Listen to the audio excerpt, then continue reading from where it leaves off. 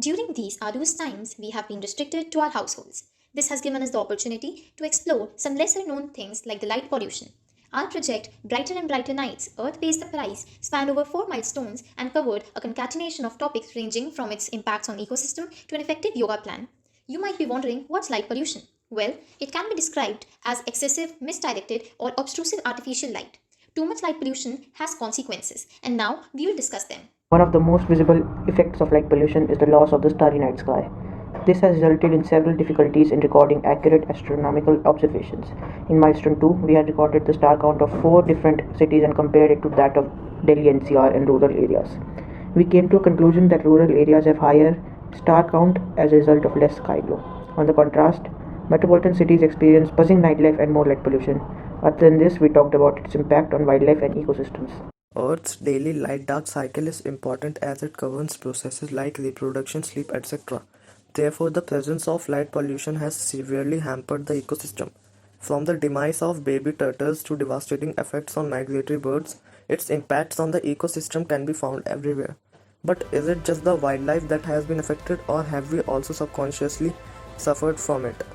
The short answer to this is yes. Human anatomy isn't invincible to light pollution. In fact, it causes harm in various ways, some of which are listed here. Now comes the question, how shall we deal with these effects? To answer this question, we will be dividing our next section into two parts, ecosystem and human body. Government of Australia recently drafted a framework for managing and assessing the impacts of light pollution on wildlife. Some of the proposed policies included wildlife-friendly lighting design and the management of light sources near protected wildlife.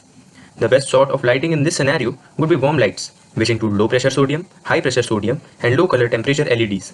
These lights would help to minimize blue emission. Out of the various night rules that we have mentioned in our project, some can be summarized as follows. These would not only result in fruitful nightlife but would also result in positive impacts on human body.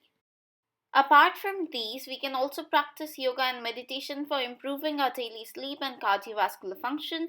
A meticulous 2 week long program was developed by our team in Milestone 4, a link to which is provided in the description box below.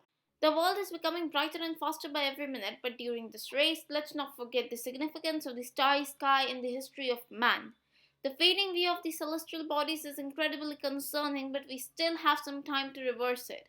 It's a dream of ours to attain an ideal balance between the stars above our facades and the lighting on the street. It's going to be a rocky road, but if we try hard, we can surely attain it.